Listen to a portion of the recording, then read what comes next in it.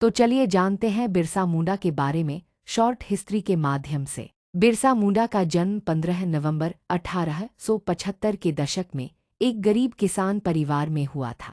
इनके पिता का नाम सुगनापुरती मुंडा और माता का नाम करमीपुरती मुंडा था। सालगा गांव में प्रारंभिक पढ़ाई के बाद वे Chaibasa Gossner evangelical Lutheran church विद्यालय में पढ़ाई करने चले गए। 19वीं शताब्दी के अंत में अंग्रेजों ने कुटिल नीति अपनाकर आदिवासियों को लगातार जलजंगल जमीन और उनके प्राकृतिक संसाधनों से बेदखल करने लगे। हालांकि आदिवासी विद्रोह करते थे, लेकिन संख्या बल में कम होने एवं आधुनिक हथियारों की अनुपलब्धता के कारण उनके विद्रोह को कुछ ही दिनों में दबा दिया जाता था। यह सब देखकर बिरसा मुंडा विचलित हो गए और अंततः 1895 में अंग्रेजों की लागू की गई जमींदारी प्रथा और राजस्व व्यवस्था के खिलाफ लड़ाई के साथ साथ जंगल जमीन की लड़ाई छेड़ दी।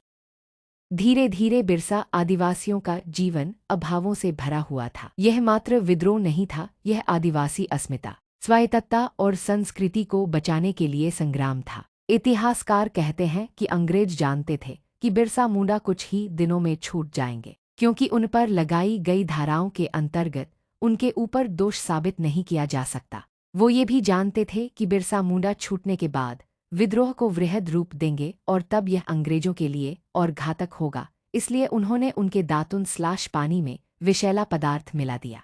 1900 को बिरसा मुंडा को गिरफ्तार कर लिया गया और रांची जेल में बिरसा की मृत्यु हैजे से हो गई। बिरसा मरे नहीं अपितु अमर हो गए।